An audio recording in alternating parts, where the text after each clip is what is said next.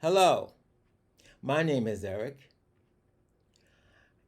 and today, in this episode of the podcast, I invited a guest, Edward Miskie, and we're going to talk about gay men who have or had cancer and their sex life. Welcome to the craziness that lives inside my head.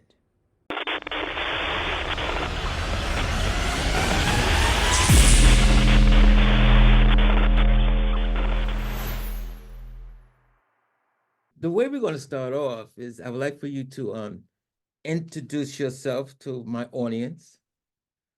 And then basically I was thinking, see, I did a podcast when I was diagnosed with prostate cancer. Mhm. That was about 2 years ago. So um, I'm gonna be honest with you, I was bitching to my audience how because they did what do you call it? Hormone treatment. So Mhm. you know what that meant. Yeah. And I have friends say, well, at least you're alive. And I'd be like, well, I mean, life without sex is, I don't know. Well, I mean, there are worse things to do, and that's certainly something that I talk about frequently. One of the main topics that I tend to cover is sex, drugs, and cancer. Because as you well know, that those are three things that kind of weirdly go hand in hand without one necessarily thinking that it is something that is cohesive together. Uh, Prostate cancer, obviously, that's more specific to sex. But like any kind of cancer that's going to take your body down because of medication, because of the longevity of it, because of whatever reason, of course that's going to be part of the conversation. And I have found that it is most often forgotten that people just don't think about that the when you're thinking or talking about cancer or cancer patients. yeah. The more human aspects of being alive, whether that be any kind of pleasure whatsoever or specifically sex, is just completely left off the table, and you're like, well, I'm not fucking dead. Like, Yeah, I know. um so I'll use that as my intro to say that I'm Edward Miskie. I'm the author of Cancer, Musical Theater, and Other Chronic Illnesses. I'm a New York City based recovering actor and writer, producer, singer, songwriter, all of the things. I wear many hats. And this is now my 11th, just past 11 years of being cancer free since I was first diagnosed with a rare non-Hodgkin's lymphoma that almost fucking killed me. I'm a sole survivor of the kind in the sense that no one else who has had this particular type has lived this long or lived this long without a reoccurrence. And so I'm happy to lead that charge. It is kind of a scary place to be because should something happen, well, there's no research there. It's just me. And so with that, I'll kind of turn it back over to you and let's talk. Yeah, because I read one of your, I think after you did a podcast about you got cancer and you lost your boyfriend. Yeah, that was later on. Had I known I kind of wish I would have known a little bit sooner that he was seeing someone else. Oh, But I think it shook out the way that it needed to shake out. He evidently, as soon as I had found out that I was going to be in the hospital long term and be in treatment and go through all this stuff, he took it upon himself to start dating someone else near next to immediately. mm, And I was just kind of like this person that he would call or text or talk to or visit, um, to keep up appearances or to give me what he thought I needed or whatever the case may be, but it just all ended up backfiring and it was a really ugly kind of parting of ways. I will say one of the things that I can look back on now in hindsight is that even though those circumstances for what they were terrible and I vilified him for a really long time and I still do to a degree because of how it was handled. I kind of don't blame him in that sense. Not that I'm saying he did the right thing, but me 11 years out, if I would be dating someone now that happened to, there's a laundry list of reasons why I would not stick around. And I would like to think that I would, and I'd be able to be the stronger person, and like my kind of like parental need to take care of people would take over more than bail. Um, but it's a very hard ask. It's a very, very difficult ask, especially with someone that you haven't been with for that long. He and I had barely been together a year at that point, and you're asking this huge monstrosity of a task of this person that really, in the long run, doesn't owe you anything, and that's a hard pill to swallow. Well, it brought me back to well, I'm pretty old. So I lived through the 70s and the 80s, and I lost a lot of friends in the 80s. And there was one guy, I remember this since when I got my cancer. It brought back this memory. His name was Gil, and I liked him a lot. And we were having lunch, whatever, and he was free and I was free. But then we got into this conversation about AIDS, HIV. And he started giving me a laundry list. And one of the laundry lists is he wouldn't even date somebody if it was HIV. He wouldn't even date somebody that were fat like me. I mean, he had this long laundry list of things he wouldn't do. And I noticed that, so, because when I got diagnosed with prostate cancer, the first thing came to my mind, I was seeing somebody at the time who was a little older than me. And all of this emotion brought up. I said, well, when he finds out, he's going to do, what Gil was talking about. Because back then, not many, I don't think, because of HIV, I don't think too many gay men were too kind.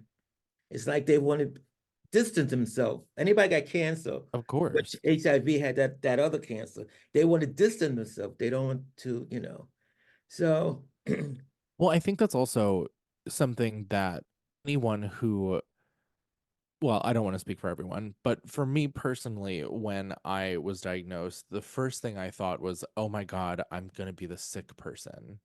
And I don't want to be the sick person. And I didn't want to be the sick person in my own life. And I didn't want to be the sick person in other people's eyes. yeah, And I think that there is a generational trauma that carries down from exactly that, where there's so much stigma around gay men being sick or looking sick or appearing sick that there's a fear of it, which is why you see these guys now like pumping themselves full of steroids and Restylane and fillers and all that other shit. And, and that's not HIV or AIDS specific. I think that's just a general looking a particular way that people like side eye you and they're like, something's wrong with you. Um, but it was definitely something that came across my consciousness when that happened, because I didn't want to be the sick guy. I didn't want to be the sick gay guy that people were going to speculate about. And people did. I actually had people close to me that tried to spread a rumor that I was lying about having cancer and I actually had AIDS and I was dying, yeah, which in 2011 is, first of all, ignorant as fuck. yeah, Like, if that was like 93 or something like that, sure, fine. I could understand how that would be like a sentence that might come out of your mouth. But like at that point, PrEP had already started to be introduced and tested, and it just wasn't like a real conversation to be had. Um, but it was that fear of being viewed in that way that really freaked me out, and it's one of the reasons I didn't tell anybody. I told my closest friends, I told my family, and that was it. yeah, yeah. When I that's one of the things that um well, my guy, we just broke up recently, and I met him around the time that I was diagnosed with cancer. So he used to joke a lot about there's some line in what's the name of that movie? The Birdcage. They had some line that he would joke about well, Dorothy or something. You no longer going to do the dance of the red bird tonight. He kept saying that. So, I mean, I like the fact that I had someone, which I thought, to fall back on emotionally. And on top of that, I had my knee replaced. So it was what first year, my knee got replaced first year, but I did get diagnosed that first year. I didn't get the radiation and all that the second year. So I had this person to, to lean on. And I was living in a fantasy world because what happened was, yes, he was fooling around.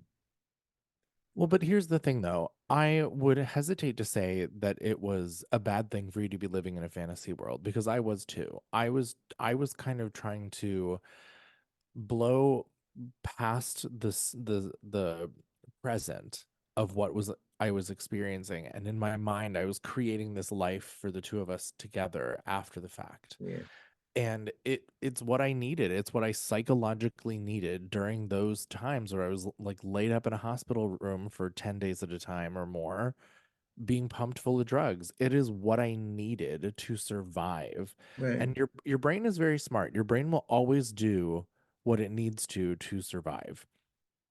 And there are instances where your brain will actually kill off parts of your body if it means that if the brain will survive. Like that's the brain's job, is to live. And like if living in a fantasy world or creating some kind of reality for yourself during a, a place of trauma that is happening to you, then that's fine. There's nothing wrong with that. I think we all kind of do that in a way. Not related to cancer or being sick at all necessarily, but I think we all kind of give ourselves the narrative that we need to keep going. yeah. But the thing was, I used to beat myself up and said, well, now I'm damaged goods. But again, I think that also comes from the idea of, well, first of all, that comes from like virginal patriarchy crap telling women that they're damaged goods and that they'll never find a partner, they'll never reproduce or whatever, and you're damaged goods. But then that also trickles its way down into the gay community, which is also steeped in the patriarchy and white supremacy as well, where if you're not a particular way, you're viewed as other, which is could be translated into damaged goods. And I remember very specifically during the early aughts, and the early years of me being in New York City, sometimes men who knew other people who had been diagnosed as HIV positive would refer to them as damaged goods. And like that was horrifying to be around. It was like, and like, what do? You just like laugh it off because you're with people and you're like, and I was a teenager, so it was kind of hard to be like, hey, don't be a dick. You know? Um, and like not to get too far on a tangent about this, but we also used to say house in Virginia. Like, do they have a house in Virginia? And like that was kind of our thing that we would ask around, or if we were like, instead of being like, are you tested? Are you clean? Have you been tested? Because that is just like triggering horrible verbiage as well. We would always ask, do you have a house in Virginia? And like that was kind of it was it made it, I think, a little bit and fun in such a weird time. It was such a transitional time with that, but we don't have to go down that road if you don't want to. Well, I just find that it just maybe because I'm not steep into the gay community. I retired recently and I used to do a lot of stuff. I'm from New York. So I've done a lot of stuff in New York with the clubs, the clubs in the 70s. And then when AIDS came out, they had these, well, clubs for like the Big Man Club, the Bear Clubs. I joined all them. Mm. And then came the 2000s. Goodness. So I noticed things have changed, in the gay community. And you don't hear too much about cancer and HIV. I mean, like I said, I'm not really involved in it. Um, but I got a little depressed today because I had a friend who always look at my page and mention it, and I noticed he haven't, and then I found out that he passed. Mm. But anyway, I just thought it would be a very good topic to touch on. Well, it's important, and I think any kind of discussion about men's health, specific to gay men's health, is important to talk about because there isn't a whole lot of education and resources out there for when you're typically being taught about health, which for me was like anywhere between the fourth and eighth grade, when we would have like human sexuality classes, and like the girls would go in one room and the boys would go in another room, and you'd be like, let's learn about masturbation, and they'd be like, you're going to bleed for the rest of your life. And just like this big dichotomy of education, but there was no gay sex education ever. Mine was like watching George Michael on VH1. Like that was my sex education. Or like staying up late and sneaking downstairs and watching MTV's Undressed. Like that was my sex education because Yeah, there wasn't any that was relevant to me. And so I think a lot of us who are over a particular age, I don't know what they're doing now with teaching the youths about like sex ed and education and whatnot. Um, but I very distinctly remember in the eighth grade, they basically were like, this is how you reproduce, and now we're gonna watch Philadelphia starring Tom Hanks. And it was like, uh and so that adds to that further uncomfortableness about knowing what to do. Like your only reference is like heteronormative sexuality, and then Tom Hanks and Antonio Banderas in Philadelphia, which is horrifying to watch as a teenager. And I just feel like a lot of people under a certain age, or I guess over a certain age is what I'm trying to say, just didn't have the sex ed that we should have had. And so any conversation about gay men's health, whether it is sex specific or otherwise, cancer, prostate cancer, whatever have you, it's important to talk about because there are no resources for us. yeah, yeah. And if there are, you have to go look for them. And if you don't know to go look for them, then what you're back where you started. I told this woman friend of mine that my doctor have me on Cialis. Hmm. Um, I said that, of course I wanted it for, well, it doesn't work yet, but when I Google it, when I Google it, he has me on Cialis, not so much for the sex. He did tell me, well, if you get that mood, take a pill, but I'm supposed to take it every other day. It helps you urinate, Cialis.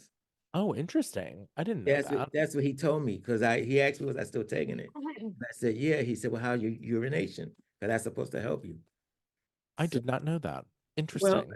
it has something, how men's body is down there is connected. So it's connected, all connected. So it's, you know, That's so fascinating. That's also making me wonder. My grandfather had prostate cancer later in life, and I'm wondering if they had him on that. what did they, well, it depends now.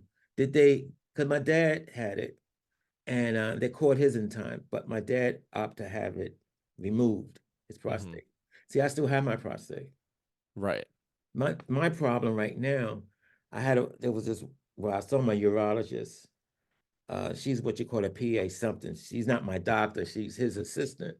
Right. So I was talking to her about it, and she would say something about your testosterone. I Hmm. said, yeah, but you killed my testosterone. So what did you I Well, said the there's odds is top not there's helping. topical, there's injectable. I'm sure there's ingestible at this point, like testosterone pills. Where are those? Well, my urologist, my doctor, when I saw him 2 years ago, and we had this discussion, he was going through the whole list. He was saying Viagra, Cialis. He said I could give you an implant. I could give you something you bump it up. An I said, implant? yeah, he was I just didn't know going. that that was a solution. I was just, I don't know, I was just appalled. I mean, it's not natural to do that. I mean, but listen, neither is having radiation or chemotherapy. There's nothing natural about that. Like I've kind of crossed the Rubicon of like, if you want to buy the body you want, go for it. If you want your body to do something that it doesn't do naturally, knock yourself out. As long as you are safe about it. Steroids is a different conversation in my mind. That's just to me is so scary and so unregulated and so like anything that fucks with your heart, I'm kind of off the table with. Yeah, Like don't yeah. just maybe don't do that. But otherwise, I mean more so like, if you want to do Botox, if you want to like take, Cialis or whatever, if you like just go for it. Who cares? We've reached the point in science where it's possible, so why not? No Well, judgment, you know? Yeah, well, anyway, I still have to see the doctor. They're checking on my testosterone. They Yeah. claim if it goes up, then they're gonna have to, But anyway, they won't say I'm in remission though. Well, I mean, there's a couple markers that you have to hit before that happens, I believe. Mine was like I had to wait 100 days after my stem cell transplant for them to be able to say that I had no living cancer left. Yeah. And then I was very closely monitored. And then it became a couple times a year. Then it became, fewer times a year. And then after 5 years, I did not see my oncologist ever again. And I actually didn't know that that was happening. So I was in my appointment with my oncologist at my 5 year mark. And she's like doing the routine thing. And she's like, hey, it's your 5 year anniversary of whatever. And I was like, oh my God, you're right. And she gave me this little pin. And it was very, very cute and touching. And I thanked her for it. And she was like, well, you won't see me again. Mm. And my bitch ass, sat in that room and cried because I had grown to like her. She'd become this part of this chapter of my life that was so crazy Mm. and so like disorienting. And then all of a sudden she hands me this pin and she's like, I'm not going to see you anymore. It felt like a breakup. And I was devastated. I like literally was sitting in my appointment room in her office just crying that I wasn't going to see her ever again. And so I don't know what the specific benchmarkers are for prostate cancer, but like I know that it's a couple years of having been totally okay and going with ongoing treatment and whatnot, and then they can finally say like, you're cancer free, you're in remission, blah blah blah blah blah. Well, I guess it's gonna be a while because I have two doctors. I have a urologist and a radiologist. I Yeah. see them both. So, Well, I mean, listen, you should ask them. I think one thing that I learned very early in this process was that you have to advocate for yourself. If you don't understand what's happening, it is your right to ask them. If you don't feel comfortable with what they're doing, it is your right to tell them that and find out why they're doing it. It's one of the reasons why I switched hospitals in the middle of my treatment because I did not like what they were asking me to do. Um, just something about it didn't make sense. It didn't feel right. There was like a voice in me that was like, you shouldn't have to do this. This doesn't make sense. And I conveyed that to them and they kind of threw the book at me. And I was like, great, give me my file. And I left the hospital and I went and got a second opinion. And that is what saved my life. yeah, If I would have stayed at that other hospital, I don't know if I would have made it. yeah, yeah. Well, I was I had good fortune. My dad, before he passed away, I was taking care of him, and so I was taking him to his doctor. So when I took him to the urologist doctor, the urologist said, "Did you know your dad had, prostate cancer?" I said, "No, I didn't." He said, "Oh yeah, we caught it in time, but we got to, they got to keep track of me." So anyway, Well, and again, that's self advocacy, that's patient advocacy, and that's also kind of, it's part of adulting, which is already so fucking hard. Like to be an adult and just get through the day. Like there's so many things that you have to do. And then you also have to like go to doctors all the time to make sure that you're all right. To make sure that you just, don't have like some tiny little pain that you ignore for a couple years and then all of a sudden you're like stage 4 cancer and you're dead in a month. yeah, yeah, And that sounds so brash, but like so's dying in a month after a diagnosis. So like it really is it's first and foremost taking care of yourself in every way that you're capable of doing so, and then also standing up for yourself and being vocal at your appointments. Like I always was asking, and thankfully I had my mom near me who had mixed chemotherapy. She has worked in hospital settings from the time I was an infant, and she was such a badass and would take notes and write everything down and the dosages, and she'd double check them and cross reference them with any kind of drug interactions and this, that, and the next thing. She was amazing. And had she not been there, there were a couple things that happened that would have maybe either killed me or put me out. Like they were going to give me the wrong chemotherapy on the wrong day. They were going to give me the wrong dosage of it. They put me on drugs that they shouldn't have, so they had to take me off. And it was all because my mom was there to track it. And I myself would not have been able to do that. So you can ask for a hospital advocate. You can ask for a patient advocate if you're not able to do it yourself. Not all of us are going to have functional medical knowledge. I'm so lucky that I had my mom with a breadth of functional, relevant medical knowledge to be able to sit in that room and be like, that's not supposed to be that dose. And we don't all have that, and she's a baddie for it. But if it's just you, or it's you and someone who knows just as little about what's happening, ask, ask, ask, ask. Go home, look it up on reputable medical websites. Like, try not to fall down conspiracy theory rabbit holes, because that's super easy to do online. But like, there are real, like, medical websites that you can go to that are reputable, that you can look up what is the typical protocol for what you're going through. I'm sure that you could go on to like the Mayo Clinic's website and look up some kind of protocol for Well, prostate cancer treatment and aftercare, I went there to look at the what you call after side effects. Yeah. I had the side effects, especially with that radiation, was like, you know, Oh my God, that radiation is a bitch. I didn't have it where you had it. I had it under my arm, but I know what that skin looked like, and that was no fun.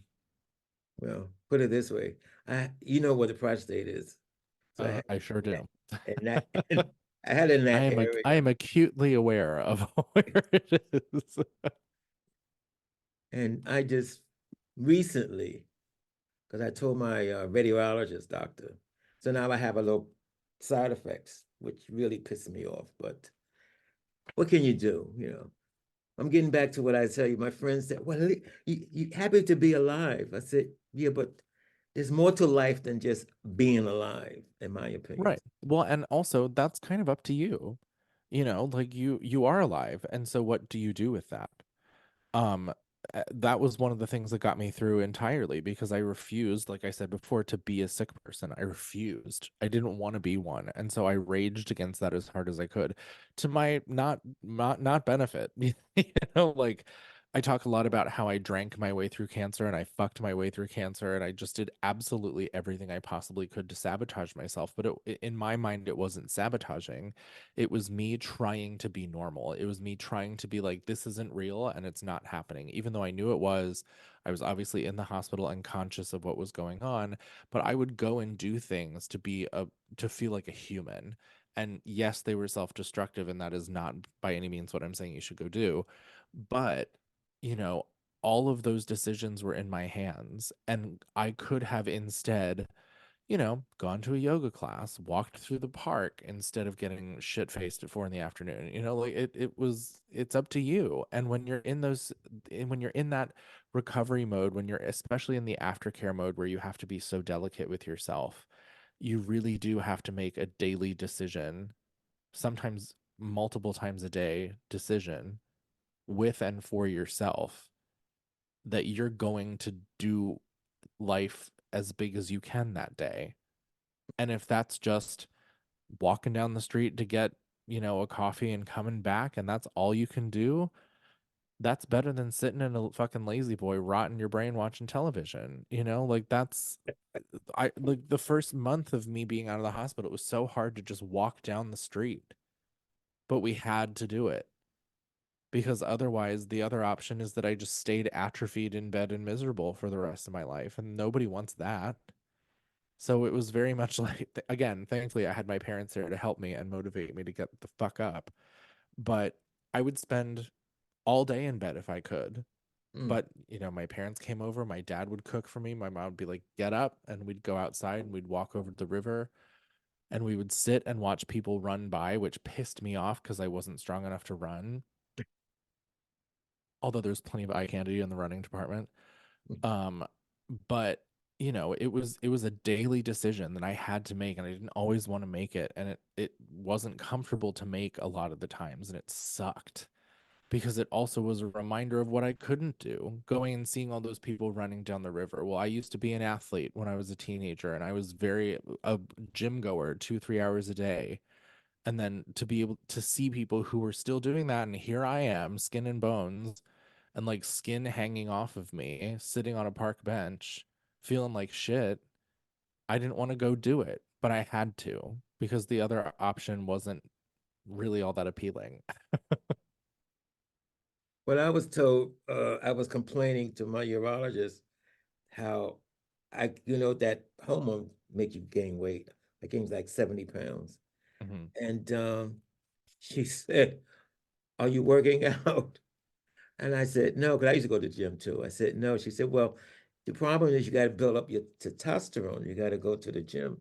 So, you know me, I'm like a little 3-year-old banging my, I want to go to the gym. I'm tired of going to the gym. I don't want to go. I don't want to go. So that's my, not my New Year's resolution, is getting back to the gym. Last time I was at the gym was 2020. When they shut the gym down because of COVID, I haven't been back. No, I So, understand. I have not been back as much as I would like to myself, but it really is. And you know what? Like, I get that. And part of kind of advocating for yourself is figuring out a way that you can do that, even if it isn't going to the gym. You know, you have a cat, chase your cat around the house. oh, you see him, right? Yeah. Yeah. Or Well, like, you know, he won't let do me do some anything on the computer without. but you know, but like pick your cat up and like do a squat or two. If that's all you can do, you don't have to do 100 squats. Like do two of them. Great, you're done. And if you do that every day, then you'll build up to doing 20, 30, 40, 50. There's so much you can do at home without a gym, which is, I think, something that we all learned during the pandemic, whether we wanted to or not, is that like if you have a chair and a body, Yeah. there's plenty that you can do without having to go to the gym. Because I have social anxiety at the gym. I hate going, especially now that I'm not in shape anymore. I get really panicked about it. I'm like, oh God, people are looking at me. And if, God forbid, I run into anyone I know, Oh, then yeah. like the immediate thought is like, oh, you got fucking fat, you fucking pig, you Yeah. know? And like, obviously, that's not what they're thinking, likely, but that's what I tell myself they're thinking. And so it spins me around to not want to go to the gym. And so working out at home, or don't even think about it as working out. When I first was out of the hospital, I couldn't do shit. And eventually, once I started to get my strength back, I would work out a little bit at home with like resistance bands, or I would have someone come over and guide me through yoga. And it was really simple. And eventually it built back, you know. And then, you know, alcohol, cheese, and the pandemic happened and I undid all of it. But um and I'm the only person stopping me from getting back to it. And, you know, again, it's a decision. You Yeah. could throw a tantrum like 3-year-old, and if that's what you need to do, great. When you're done doing that, make a decision that's the best for yourself. Okay, Edward, thank you for being on my show. So Thank you for having me. and you just heard the craziness that lives inside.